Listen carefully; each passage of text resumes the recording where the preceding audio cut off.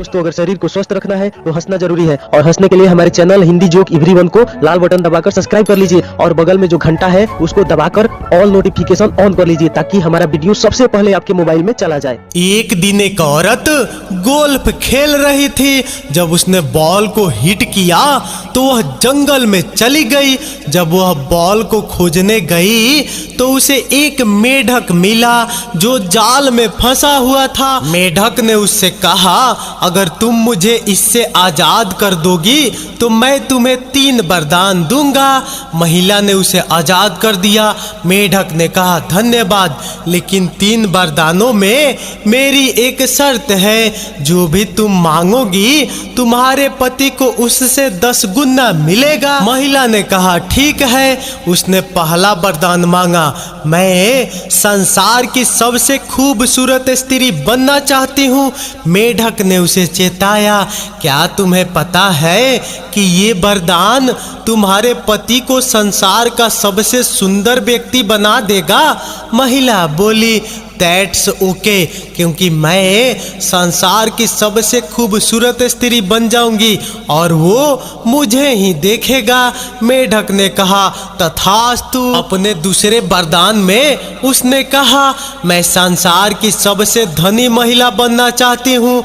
मेढक ने कहा, यह तुम्हारे पति को विश्व का सबसे धनी पुरुष बना देगा और वो तुमसे 10 गुना पैसे वाला होगा। महिला ने कहा, कोई बात नहीं, मेरा सब कुछ उसका है और उसका सब कुछ मेरा। मेढक ने कहा, तथास्तु। जब मेढक ने अंतिम वरदान के लिए कहा तो उसने अपने लिए एक हल्का सा हार्ट अटैक मांगा। मोरल ऑफ स्टोरी, महिलाएं बुद्धिमान होती है, उनसे बच के रहे। महिला पाठकों से निवेदन है, आगे न पढ़े। आपके लिए जोक यहीं खत्म हो गया है। पुरुष पाठक कृपया आगे बढ़े। उसके पति को उससे 10 गुना हल्का हार्ट अटैक आया।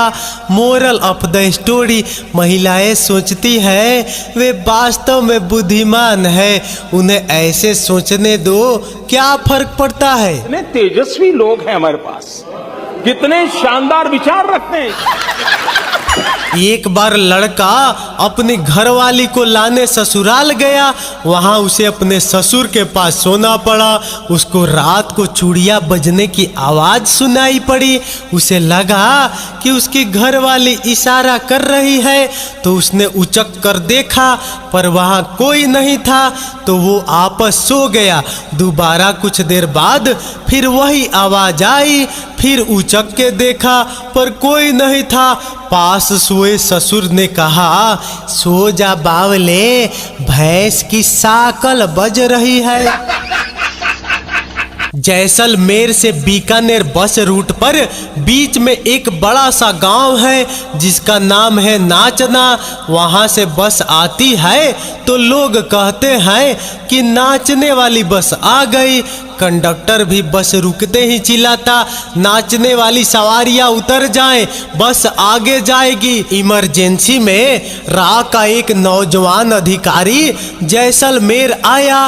रात बहुत हो चुकी थी। वह सीधे थाने पहुंचा और ड्यूटी पर तैनात सिपाही से पूछा, थानेदार साहब कहाँ है? सिपाही ने जवाब दिया, थानेदार साहब नाचने गए हैं। अफसर का माथा ठनका। उसने पूछा, डिप्टी साहब कहाँ है? सिपाही ने विनम्रता से जवाब दिया, हुकुम, डिप्टी साहब भी नाचने गए हैं। अफसर को लगा सिपाही अफीम की पिनक में है। उसने एसपी के निवास पर फोन किया, एसपी साहब है? जवाब मिला, नाचने गए हैं। लेकिन नाचने कहाँ गए हैं ये तो बताइए। बताया ना, नाचने गए हैं, सुबह तक आ जाएंगे। कलेक्टर के घर फोन लगाया, वहां भी यही जवाब मिला, साहब तो नाचने गए हैं। अफसर का दिमाग खराब हो गया, ये हो क्या रहा है इस सीमावर्ती जिले में, और वो भी इमरजेंसी में। पास खड़ा मुंशी ध्यान से सुन रहा था और वो बोला, हुकुम, बात ऐसी है कि दिल्ली से आज कोई मिनिस्टर साहब नाचने आए हैं, इसलिए सब हकीम लोग भी नाचने गए हैं। अब अफसर जी बेहोश। एक आदमी के पास एक गाय थी, उसकी आमदनी का कुल स्रोत बस गाय से मिलने वाला दूध था। वो दूध निकालता, उसकी पत्नी उससे दही बनाती, पनीर बनाती, छेना बनाती और आदमी उस गांव वाले को बेच देता। उससे जो पैसे मिलते उससे उसका गुजारा चल जाता। एक बार उसकी पत्नी ने उसे मक्खन तैयार करके दिया और कहा उसे शहर में जाकर बेच आए, सुना है वहां ज्यादा पैसे मिलते हैं। आदमी मक्खन लेकर शहर की ओर निकल पड़ा। उसकी पत्नी ने ढेर सारा मक्खन 1-1 किलो के गोले के रूप में बनाकर तराजू में तौल कर उसे दे दिया था। आदमी मक्खन लेकर दुकान में पहुंचा। दुकानदार ने मक्खन देखा और सारा मक्खन खरीद लिया। मक्खन के उन गोलों को उसने फ्रिज में रख दिया।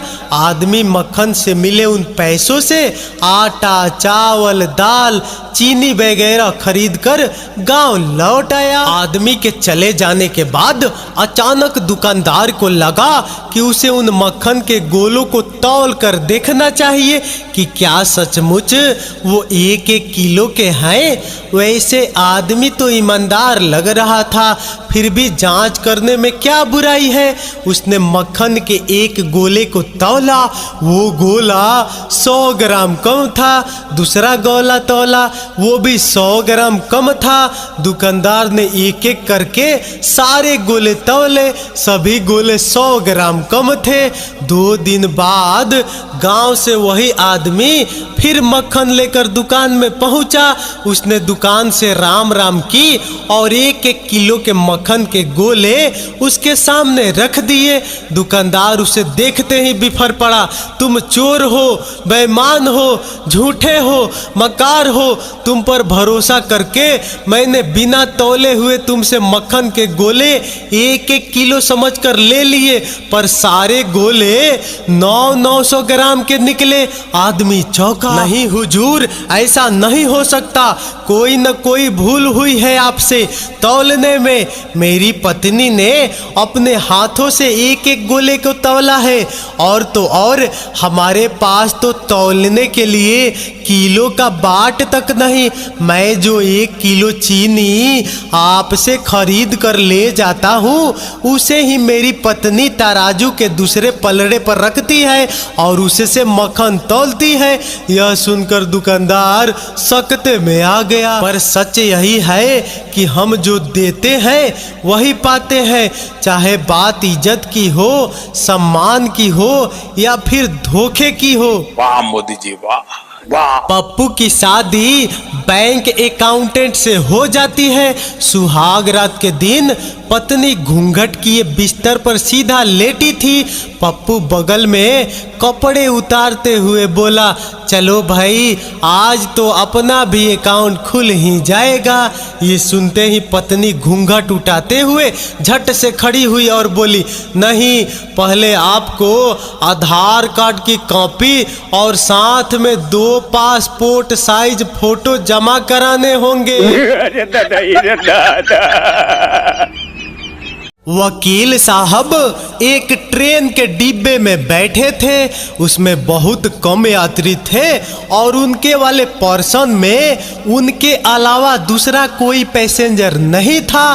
तभी एक महिला कोच में उनके वाले पोर्शन में आई और वकील साहब से बोली, मिस्टर तुम्हारे पास जो भी माल पानी रुपया पैसा सोना घड़ी मोबाइल है सब मुझे सौंप दो, नहीं तो मैं चिल्लाऊंगी कि तुमने मेरे साथ छेड़छाड़ की है। वकील साहब ने शांति से अपने ब्रीफ केस से एक कागज निकाला और उस पर लिखा, मैं मूक गूंगा बधिर हूँ, ना बोल सकता हूँ और ना ही सुन सकता हूँ, तुम्हें जो कुछ कहना है इस कागज पर लिख दो। महिला ने जो भी कहा था वो उस कागज पर लिखकर दे दिया। वकील साहब ने उस कागज को मोड़कर हिफाजत से अपनी जेब में रखा और बोला, हाँ अब चिल्लाओ कि मैंने तुम्हारे साथ छेड़छाड़ की है, अब मेरे पास तुम्हारा लिखित बयान है। यह सुनते ही महिला वहां से यूं भागी जैसे उसने भूत देख लिया हो।